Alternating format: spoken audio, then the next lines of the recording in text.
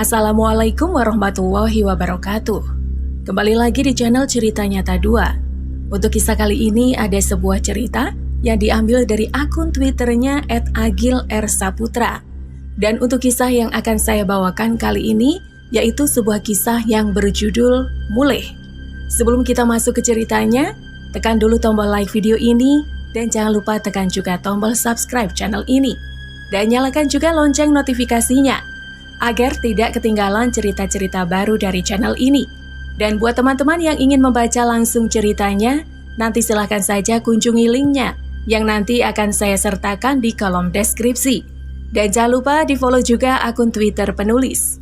Dan seperti apa untuk kisah kali ini? Langsung saja kita simak berikut ini.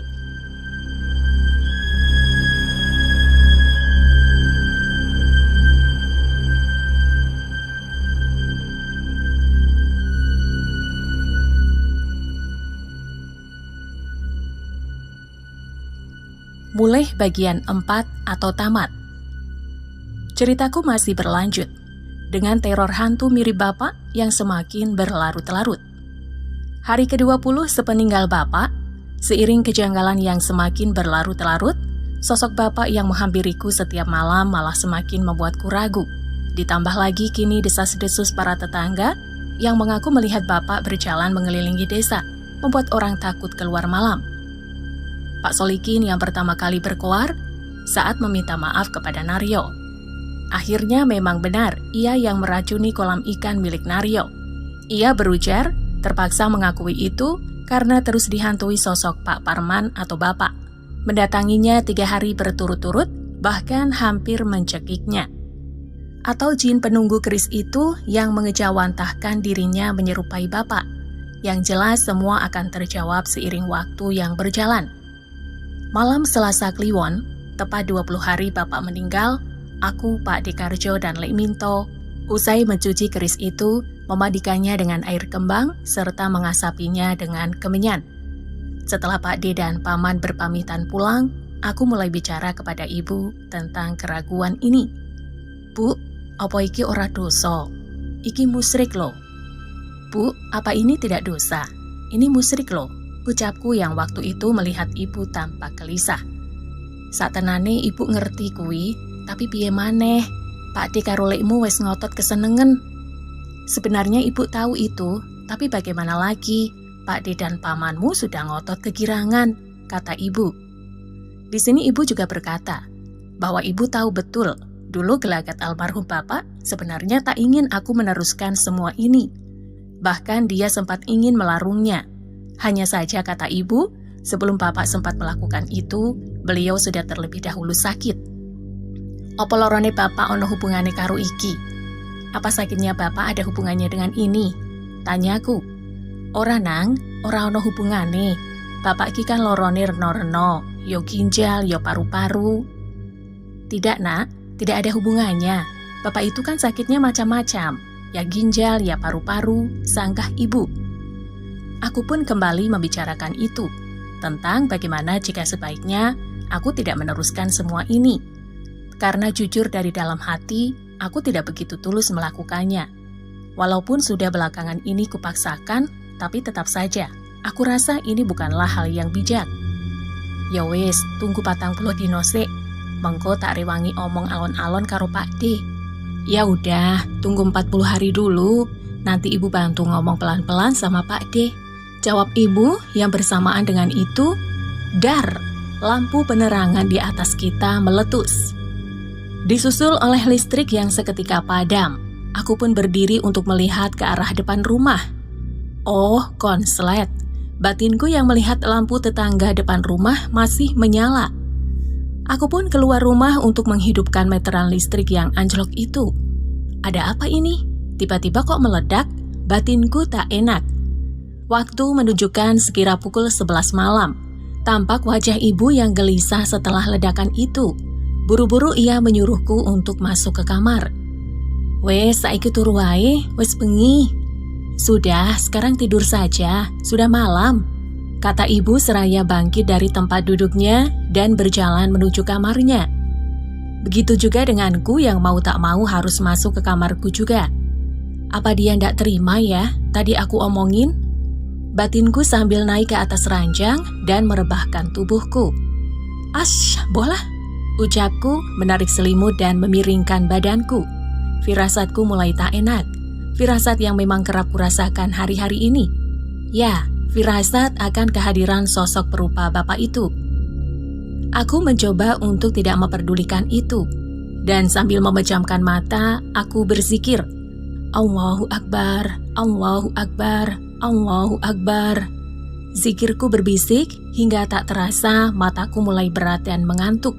Sekuat hati aku mencoba untuk tidak menghentikan zikirku, membuat tempo kalimat yang kuucapkan menjadi semakin lambat.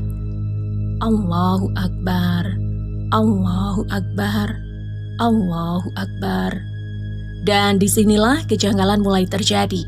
Samar-samar aku seperti mendengar orang yang menirukan kalimat zikirku.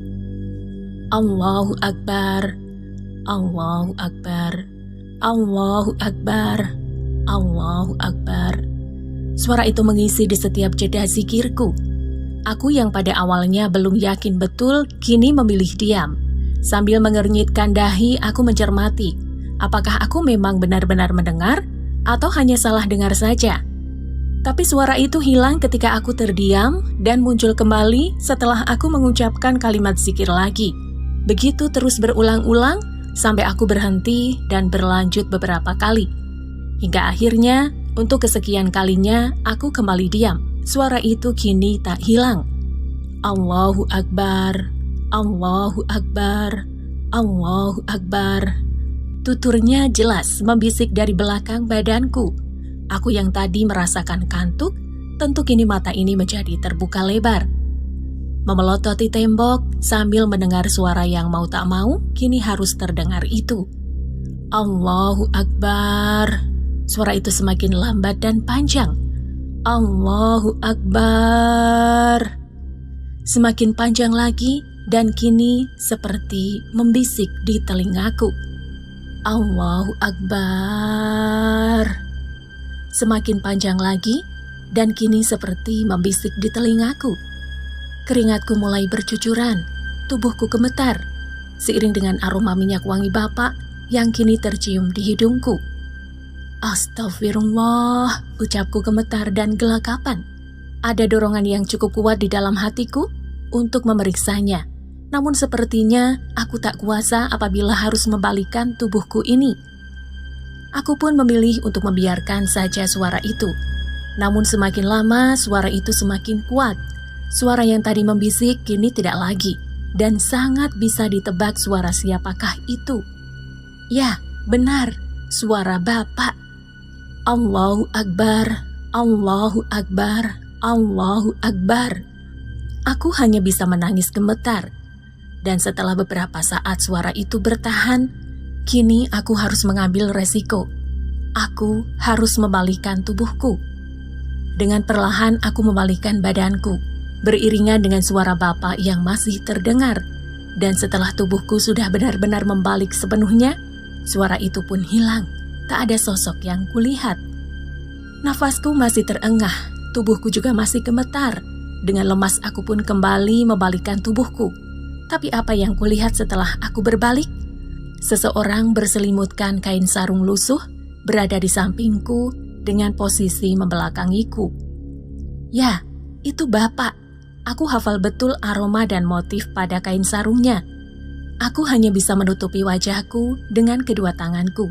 Dan dengan gemetar, aku pun membalikkan tubuhku lagi. Aku tak lagi merubah posisi. Aku kini menangis tidur meringkuk membelakangi sosok yang menyerupai bapak itu. Dan waktu itu, aku seperti berada di titik puncak ketakutanku. Teriak pun aku tak bisa, apalagi berdoa.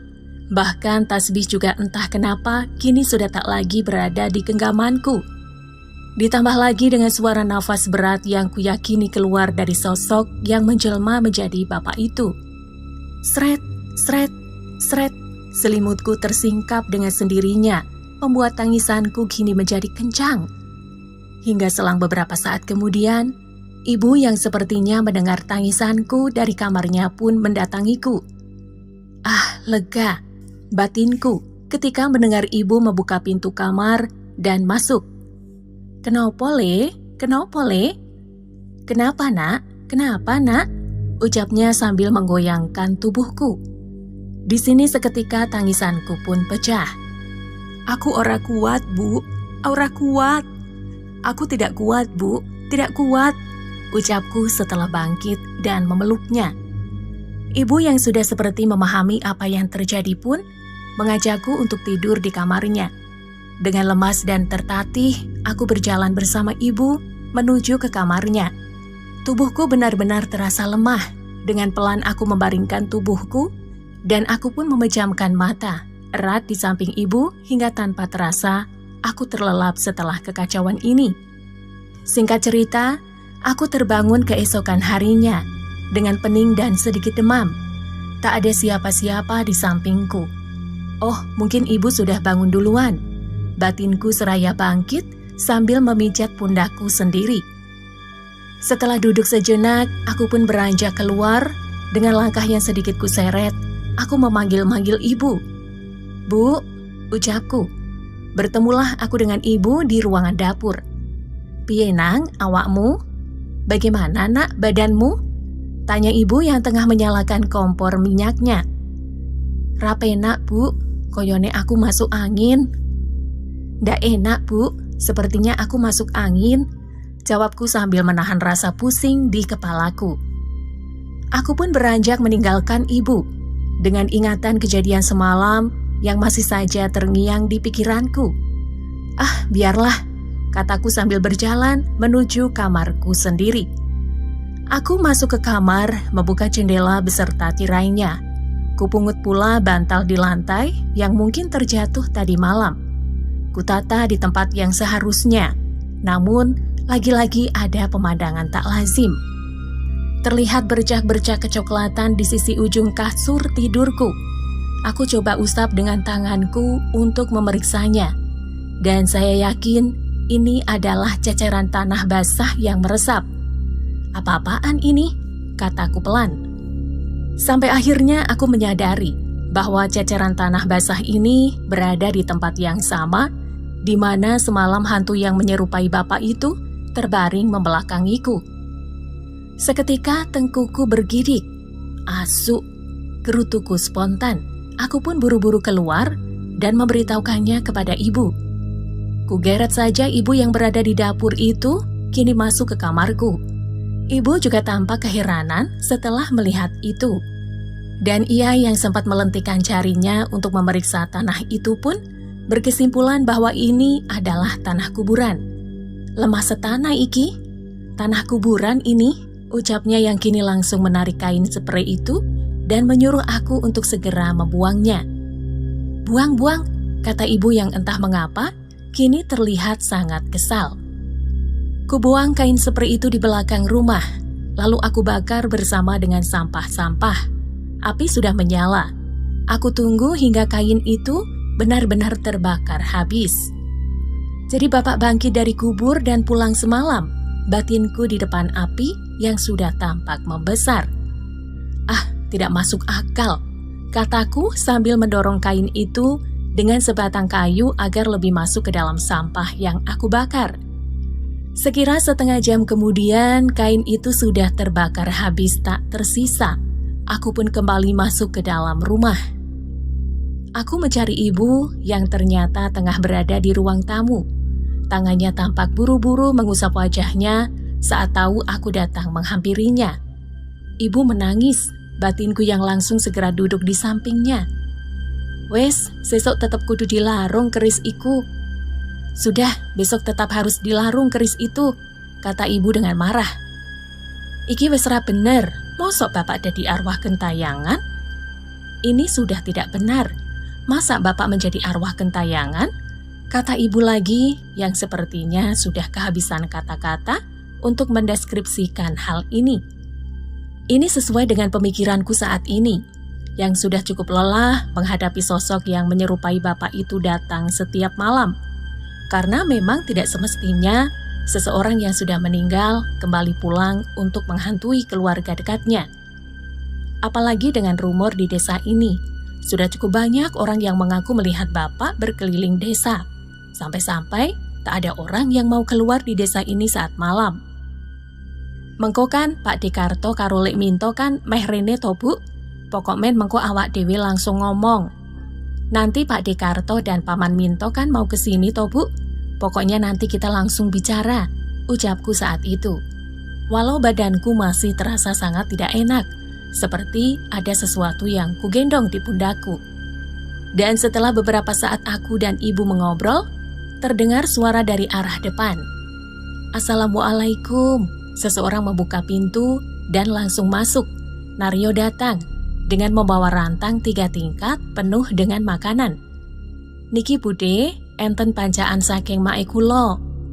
Ini Bude, ada bancakan dari ibu saya, kata Naryo sembari meletakkan rantang itu di atas meja. Ibu pun tentu menyambutnya dengan baik dan berterima kasih kepada Naryo, karena memang kebetulan aku dan ibu sedang tidak punya lauk yang istimewa.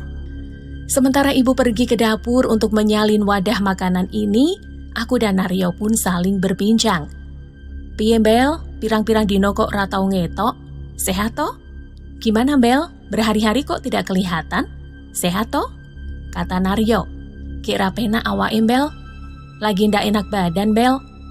Jawabku sambil memegang pundakku yang terasa semakin berat saja. Oh, ki loro to awakmu ki. Jane meh tak jak mancing. Tapi ya wis lah, sesuk wae kapan-kapan. Oh, kamu sedang sakit toh? Sebenarnya mau kuajak mancing, tapi sudahlah besok saja kapan-kapan, kata Naryo. Bersamaan dengan itu ibu keluar, membawa rantang milik Naryo yang sudah bersih dan dicuci.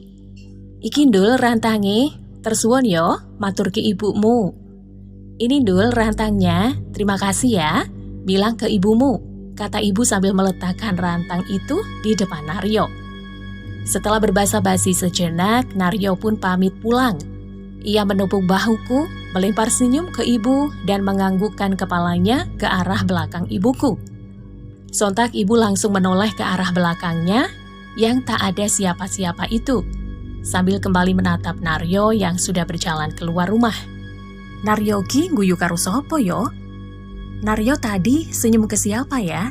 Tanya ibu beberapa saat setelah Naryo berpamitan pulang. Wes lah Bu, ra usah dibahas. Sudahlah Bu, tidak usah dibahas, kataku yang merasa kepalaku semakin pusing. Singkat cerita, sore hari pun tiba. Sesuai perkiraanku, Pak Dekarjo dan Lek Minto datang ke rumah. Ada yang aneh di gelagat mereka. Wajahnya tampak suram dan lelah. Setelah meminta dibuatkan kopi oleh ibu, Pak De dan Paman pun duduk. Aku keluar dari kamar, menyalami mereka berdua dan ikut duduk. Dan selang beberapa saat kemudian, ibu datang membawa 3 cangkir kopi panas. Iki koyone gangguane wis kebablasen. Terus terang, aku karo Sukir wis ra kuat. Ini gangguannya sepertinya sudah keterlaluan. Terus terang saja, aku dan Sukir sudah tak kuat, kata ibu begitu saja untuk mengawali pembicaraan. Sejenak Pak De dan Paman tampak saling pandang dan Paman pun berkata, "Ho-oh pancen, saya suwe kok tan saya aneh. Aku ya wedi nek dhewe ki mung digaweke karo kae." Iya memang, semakin lama kok semakin aneh. Aku juga takut kalau kita hanya dipermainkan oleh dia, jawab Lek Minto kala itu dengan mimik wajah yang gelisah. Pak De menghela nafasnya dan menganggukkan kepalanya, dan tanpa diduga, ia membuka 3 kancing baju yang dipakainya untuk memperlihatkan sesuatu. Iki mau bengi, bar mulai seko kene, pas aku lagi enak-enak turu. Ini semalam sepulang dari sini ketika aku sedang enak-enak tidur, kata Pak De sambil memperlihatkan luka cakaran aneh di dadanya. Menurut penuturan Pak De, semalam setelah kita mencuci keris itu, saat pulang Pak De dan Paman sempat membuka obrolan di mana mereka mulai meragukan mandat ini. Mereka merasa berdosa karena sudah memaksaku untuk mewarisi keris itu. Konon setelah pemikiran itu muncul, makhluk itu marah dan menyerang Pak De. Menurutnya, ini bukanlah sifat bapakku.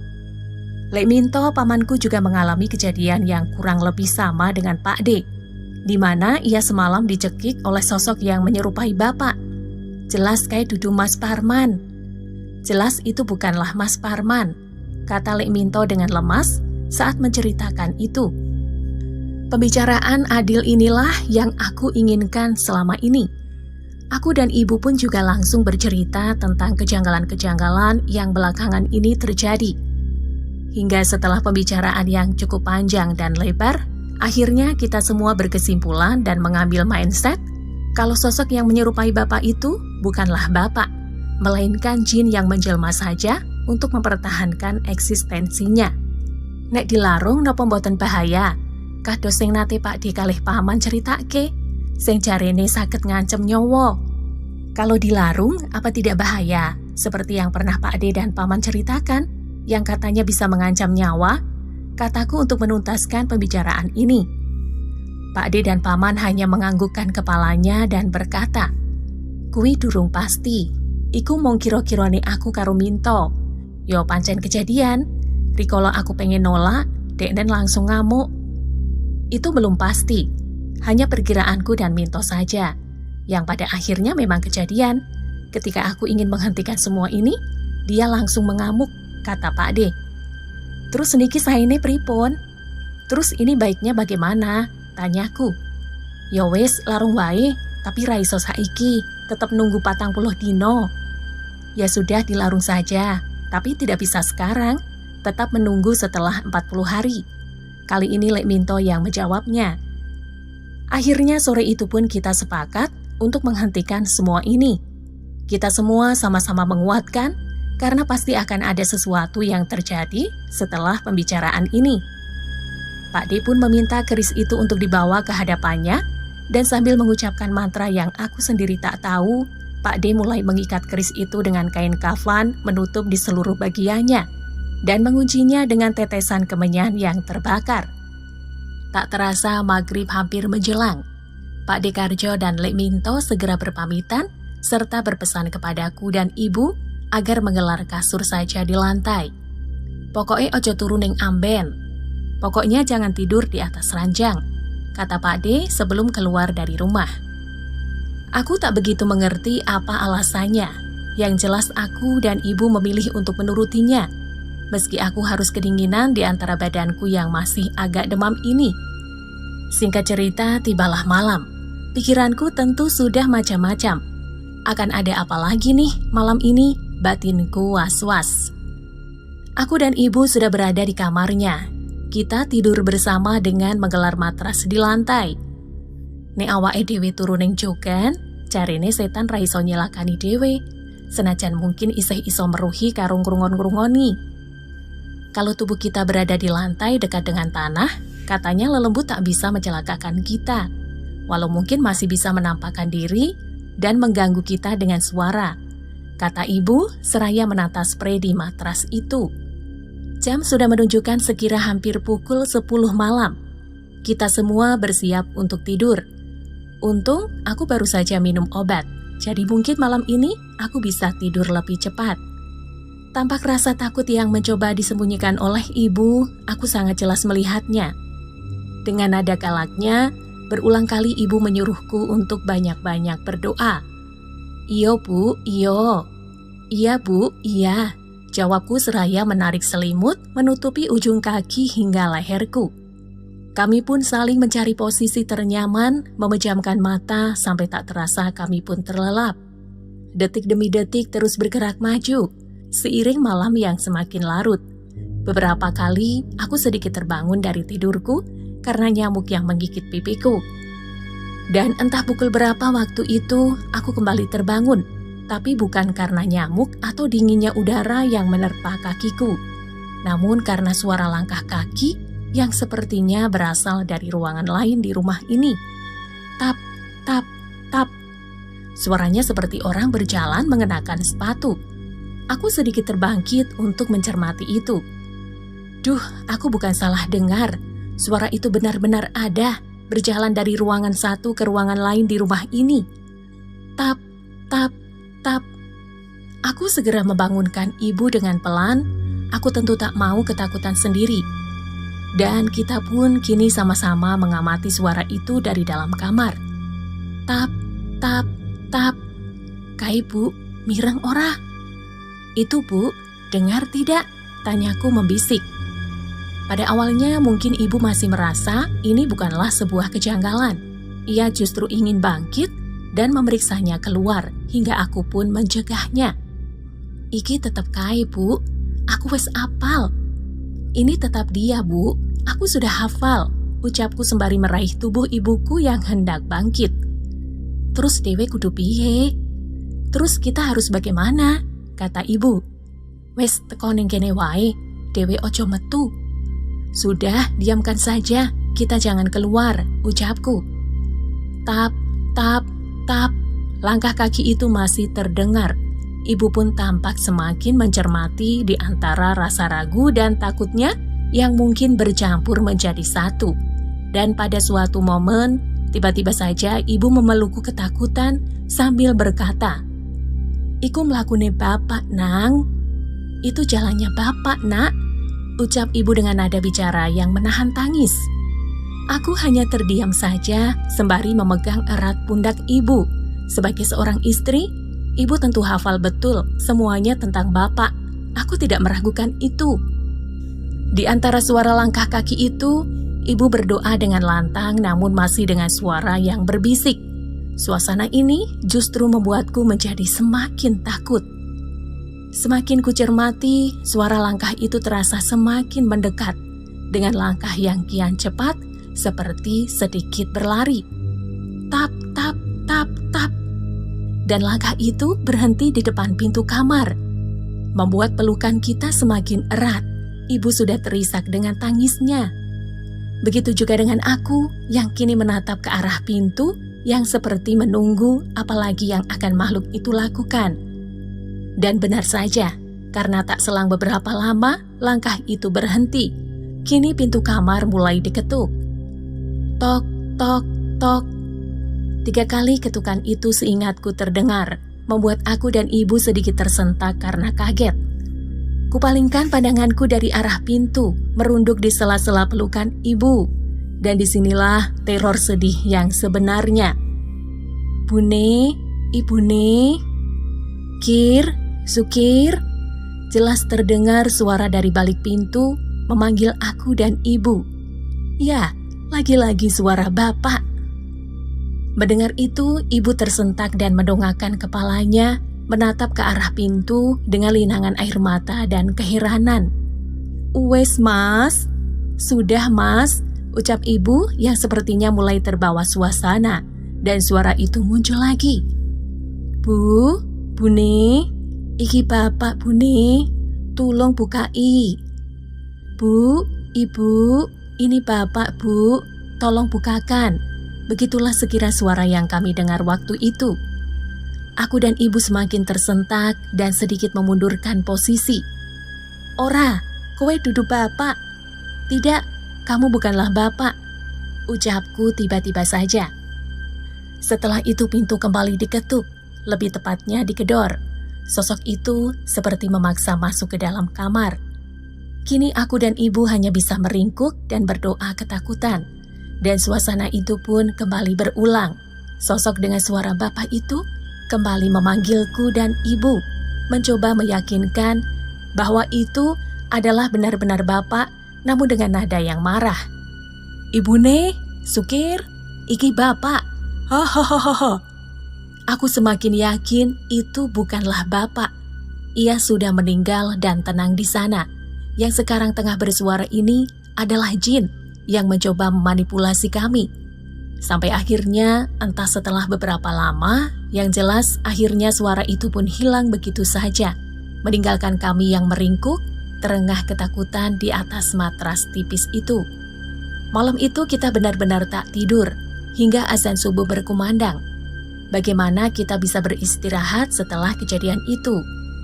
Singkat cerita, keesokan harinya setelah matahari benar-benar terbit, barulah aku dan ibu keluar dari kamar. Pemandangan janggal lagi-lagi langsung terlihat. Ceceran-ceceran tanah basah tersebar di lantai. Aku dan ibu berjalan merunutnya, dan ternyata ceceran tanah itu hampir ada di setiap ruangan rumah ini. Tanpa berbicara, ibu segera berjalan ke dapur dan kembali lagi membawa sapu dan pengki. Ibu pun menyapu ceceran tanah itu dengan raut wajah yang tentu dipenuhi dengan kesedihan. Nalarku terkoyak. Aku benar-benar tidak habis pikir. Ilmu macam apa ini yang diturunkan Mbah Kakung kepada bapak dan sekarang dipaksakan untuk diwariskan kepadaku? Jelas ini adalah sebuah kesesatan. Batinku memberontak. Suasana pagi itu tentu menjadi sangat aneh dan ternyata tanpa kuduga, kejadian ini terus berulang selama kurang lebih 20 hari. Berhari-hari itu, sosok yang menyerupai bapak itu datang, mengetuk pintu kamar, memanggil-manggil aku dan ibu, dan menyisakan ceceran tanah-tanah basah di setiap lantai ruangan rumah ini. Setiap pagi pula, selama kurang lebih 20 hari lamanya, aku dan ibu membersihkan ceceran tanah itu. Apa kabar dengan Pak Dekarjo dan Lek Minto? Mereka juga mengalami hal yang kurang lebih sama. Didatangi bapak, namun dengan mimik yang marah. Sampai tibalah sehari setelah 40 hari kematian bapak, di mana inilah waktunya untuk mengakhiri semua ini. Aku ingat itu pagi hari, sekira pukul 6 lebih sedikit, Pak D dan Paman mengambil keris itu di rumah untuk melarungnya di sebuah pantai di daerah Kendal, Jawa Tengah. Daerah di mana Mbah Kakung dulu dilahirkan. Konon memang di pantai itu dahulu Mbah Kakung mendapatkan keris itu. Aku sempat ingin ikut melarung keris itu, namun dilarang oleh Pak D dan Paman. Wes, tak urusane aku wae. Sudah, biar aku saja yang mengurus, kata Pak D waktu itu. Mereka berangkat menggunakan mobil. Aku ingat betul, aku dan ibu mengantarkannya sampai depan rumah. Tanpa ku tahu kala itu adalah kala terakhir aku bertemu dengan Pak D dan Paman dalam keadaan hidup. Pak Dekarjo dan Lek Minto mengalami kecelakaan dalam perjalanan menuju pantai itu. Keduanya meninggal dunia dalam tragedi itu. Aku dan ibu yang mendapat kabar saat sore hari tentu terkejut dan sangat terpukul. Apa ini semua karena keris itu? Pada akhirnya keris itu tak pernah dilarung. Keris itu kembali lagi ke rumah, diantar oleh seorang aparat teman baik bapak beberapa hari setelah kecelakaan yang menimpa Pak D dan Paman. Ku sebut saja sebagai keris sumber bencana, mengacaukan setiap tatanan dalam hidupku, membuatku sempat depresi karena menyalahkan diriku sendiri atas kematian Pak Dekarjo dan Lek Minto. Ditambah lagi Bude, istri Pak D, dan Bule, istri Paman, kini seakan membenciku, menyalahkanku atas kematian suami-suaminya. Tapi apakah aku patut untuk disalahkan? Ini semua bukanlah mauku. Pada akhirnya, aku tentu tak sudi merawat keris itu. Beruntung waktu itu ada seorang kiai dari pondok pesantren ternama di kota ini yang mau menolong dan membawa keris itu. Setelah beberapa lama bertahan di rumah dan mulai meneror dengan rupa yang menyerupai bapak lagi. Dan demikianlah cerita ini berakhir, dengan kesepian antara aku dan ibu yang ditinggalkan oleh beberapa saudara terdekatnya. Tapi kehidupan tetap harus berjalan. Dengan berat dan sepi, aku berjuang bersama ibu karena memang hanya dialah satu-satunya manusia yang tak pernah meninggalkanku. Selang setahun setelah semua ini terjadi, aku melanjutkan sekolahku hingga menjadi sarjana pendidikan sekira 5 tahun setelahnya. Aku pun mengikuti jejak bapak dan mengajar di sebuah SD negeri di kota ini. 3 tahun kemudian aku menikah dan mempunyai 2 orang anak. Aku tetap hidup bersama ibu, bersama istri dan kedua anakku di rumah kenangan ini. Hingga ibu menyusul bapak di alam surga pada tahun 2020 lalu karena sakit. Sukirman 2022, tamat. Sekian cerita berjudul Mulih ini. Saya tulis berdasarkan apa yang diceritakan oleh narasumber dengan apa adanya. Terima kasih sudah mengikuti hingga akhir.